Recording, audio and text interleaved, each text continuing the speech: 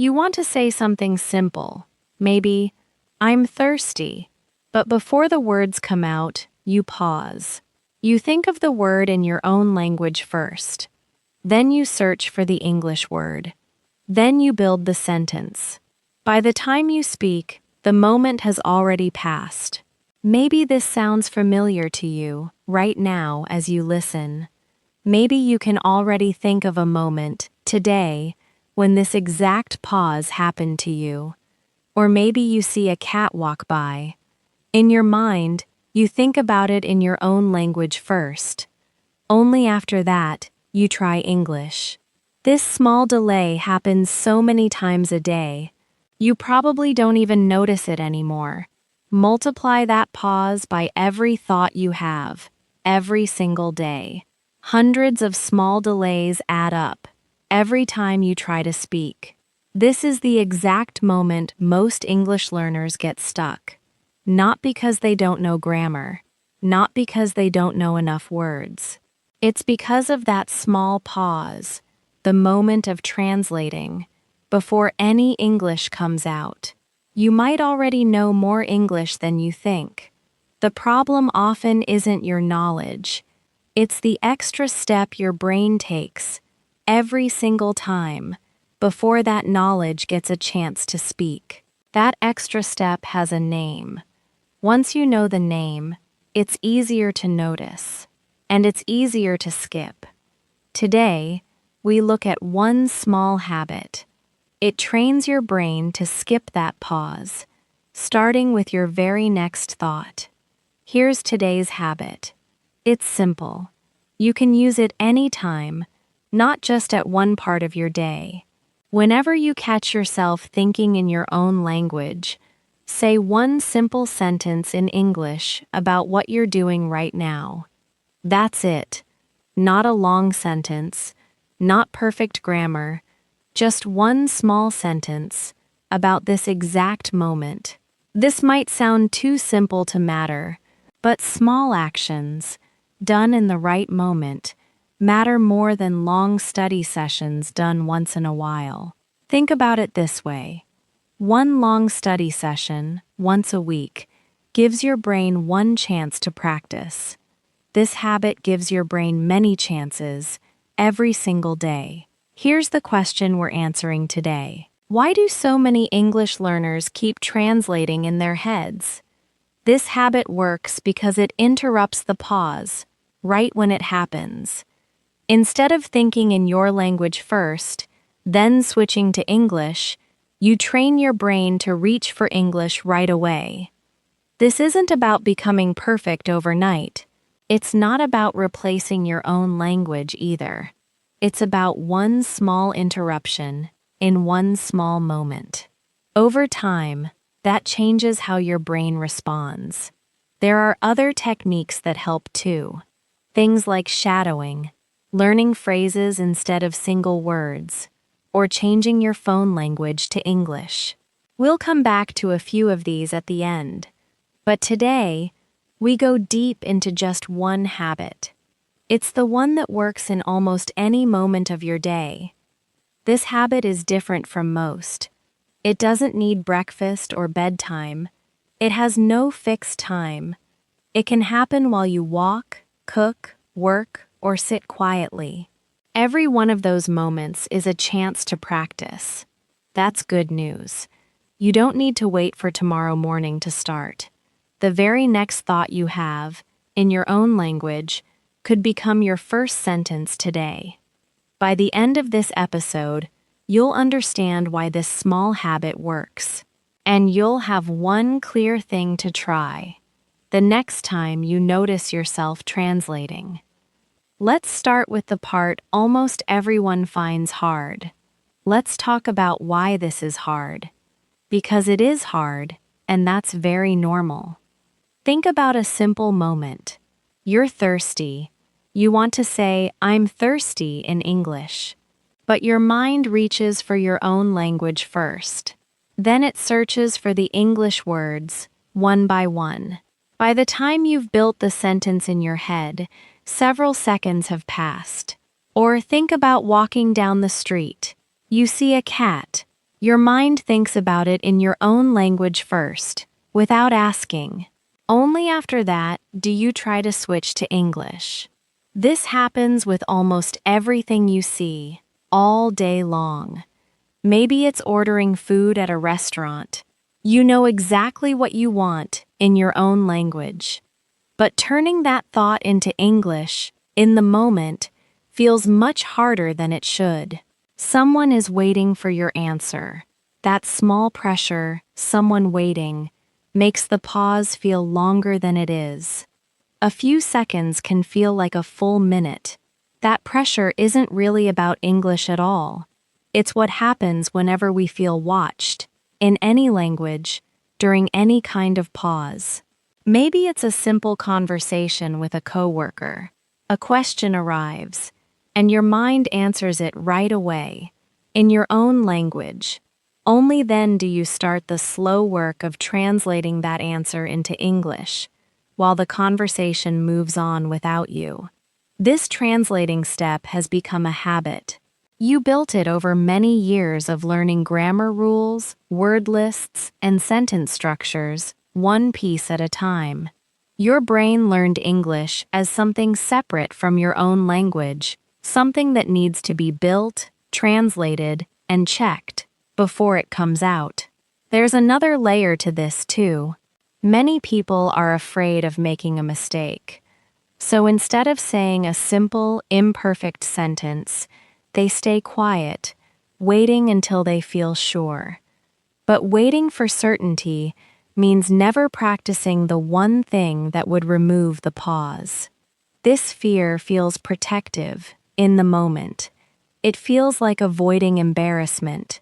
But over time, it does the opposite. It keeps the pause exactly as slow as it's always been. Many people also believe they need to know more grammar, more vocabulary, before they're ready to think in English. But this isn't quite true.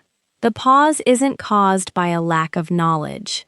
It's caused by a habit, a pattern your brain has practiced for years, without you ever choosing it. Here's something worth thinking about.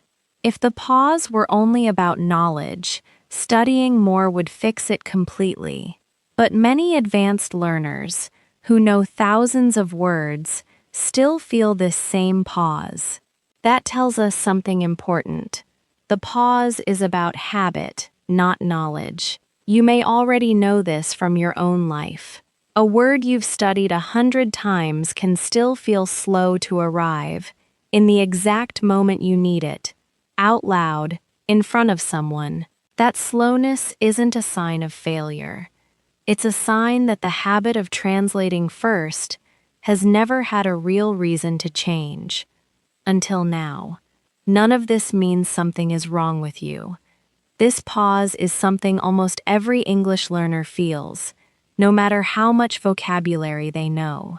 It's just how the brain behaves when it has never been asked to skip that translating step before. You haven't failed, and you haven't wasted time studying. You've just never practiced this one specific moment, the interruption, before today. That's worth remembering. The fix isn't more studying. It's one small, repeatable action, ready to start right now. Let's talk about what's really happening in your brain when you translate before speaking. Here's how it works, step by step.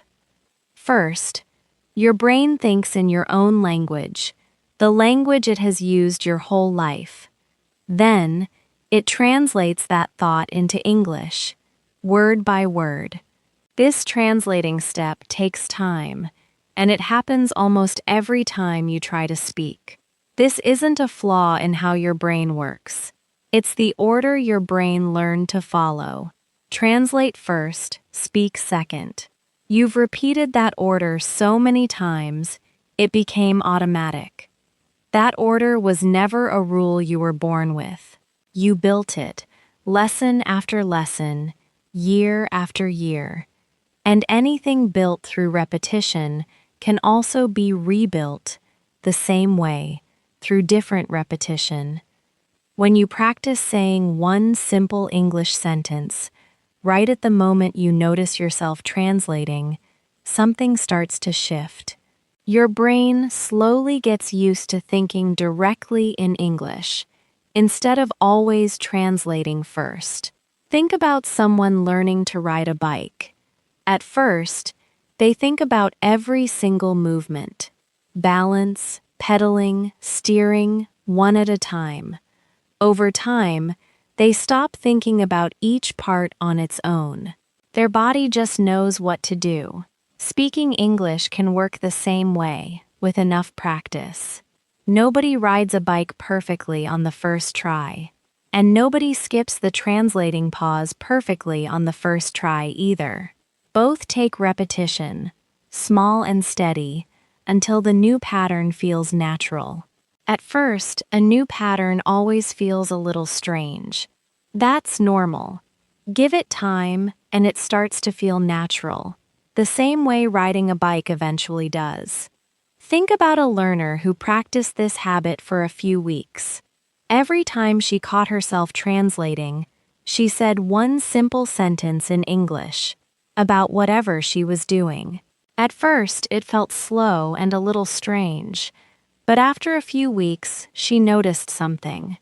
Simple thoughts started arriving in English first, without her even trying. She didn't study any new grammar during those weeks. She just practiced this one small interruption again and again, in ordinary moments through her day. Nothing about her vocabulary changed. What changed was the order her brain followed. English arrived a little sooner each week. Translation arrived a little later, until it barely showed up at all for simple, everyday thoughts. This doesn't mean grammar stops mattering. Grammar still matters, a great deal. This habit just helps your brain build a faster path to English, for everyday thoughts and simple moments. You're not always starting from your own language first anymore. Think of grammar as the foundation, already there, already built through your studying. This habit teaches your brain to walk across that foundation a little faster, without stopping to check every step. A house doesn't need to be rebuilt to be walked through more quickly. It just needs someone who's walked its halls enough times to move without thinking. Your English works the same way. The rooms are already there. The doors are already built. You just need to walk through them enough times until you no longer pause at each one, checking if it's the right door. So how do you actually use this habit without it feeling complicated? Here's the good news. You already have everything you need. No app, no notebook, no extra tools. Just your own voice and a moment of noticing. You don't need to create long or clever sentences. You just need a few familiar patterns, ones you probably already know. I am, I see, I need, I want. These 4 simple patterns can build hundreds of different sentences about almost anything happening around you. You're walking. I am walking. You see a bird. I see a bird. You're hungry. I need food. You want a coffee. I want a coffee. None of these sentences are complicated. All of them work. Notice how none of these patterns ask you to think about grammar rules in the moment. They're already built, waiting for you, ready to hold whatever small thought just crossed your mind. You already know these words. You've read them, and you've heard them many times. This habit just gives them a job. It turns knowledge you already have into active, spoken English. You could add a few more to your collection too. I like, I feel, I hear. Each one opens up dozens of simple, everyday sentences without ever needing to build a sentence from nothing. Each of these is a short phrase, not a full sentence you have to build from scratch. A short phrase is easy to grab, even when you're a little nervous or in a hurry. Keep this small list somewhere easy to remember. Maybe write it on a sticky note, or repeat it a few times until it feels familiar. These few words become your toolkit, ready whenever a thought needs somewhere to land. You already carry this toolkit with you, everywhere you go. It doesn't take up space, and it never runs out. It's just waiting for the next moment you need it. This habit doesn't ask for a fixed time of day. It attaches to a feeling. The moment you notice yourself thinking in your own language first.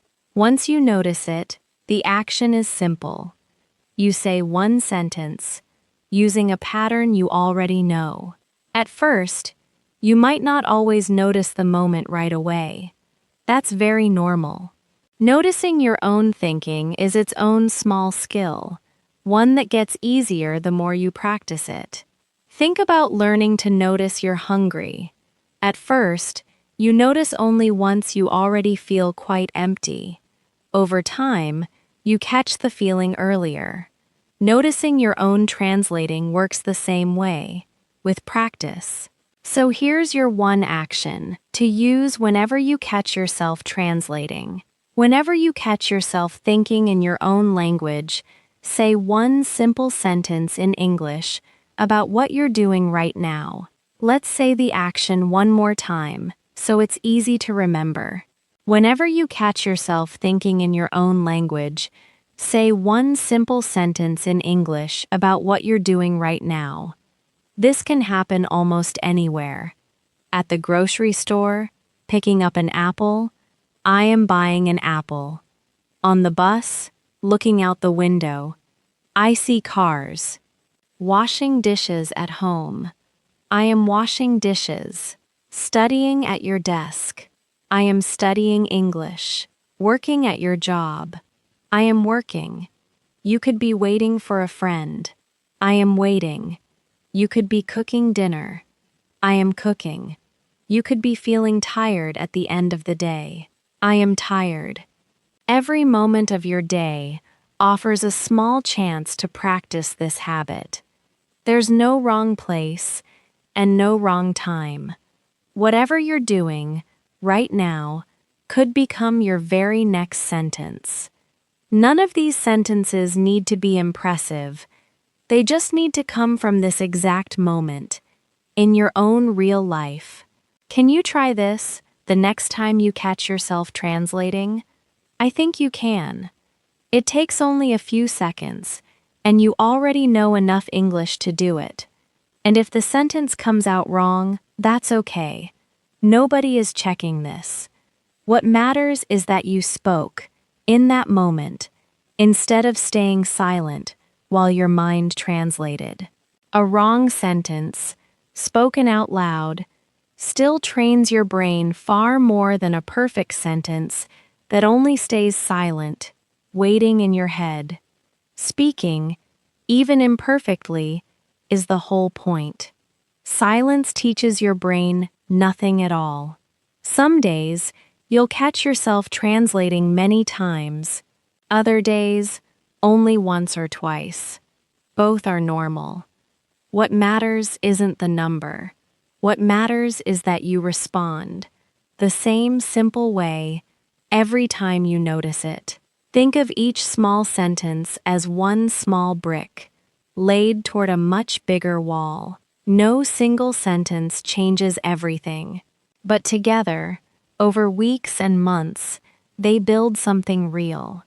You won't see the wall after just one day, but keep laying bricks, one sentence at a time. Eventually, you'll notice the wall standing there, sturdy, built from hundreds of small, ordinary moments. Let's walk back through what we talked about today, slowly. Remember that small pause between your first language and English?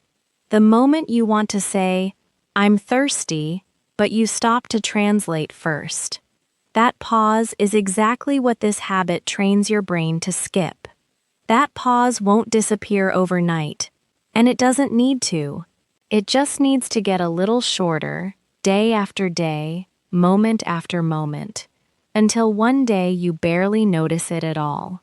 Think back to the cat, the thirst, the simple thoughts that once needed translating first. One day, those same thoughts will just arrive in English, without that extra step in between.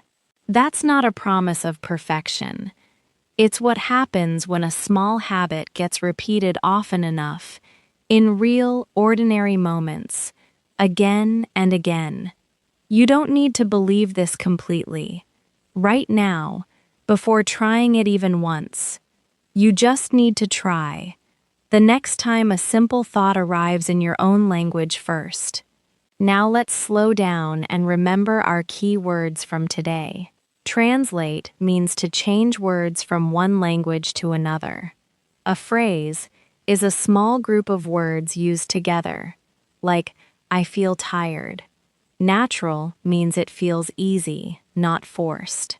A pattern is a structure you can reuse, again and again. Active means you actually use it, not just remember it. And consistent means doing the same small thing every time you need it. Before we finish, let's remember a few other habits that help too. Shadowing, listening, and repeating after a native speaker. Learning phrases instead of single words. The 1-minute rule. Talking about one topic without stopping. Turning passive vocabulary into active by making your own sentences. And changing your phone language to English for extra daily practice. None of these replace today's main habit. They just work alongside it, small pieces of the same larger goal. Together, all of these small habits point toward the same place. A brain that reaches for English first, without needing to translate its way there. The next time you catch yourself translating, say one simple sentence in English about what you're doing right now. That's really all it takes. One day, you'll notice something surprising. The sentence comes first, and the translation never arrives. If this helped you feel a little more ready for moments like this, follow along for more small daily habits, one simple step at a time.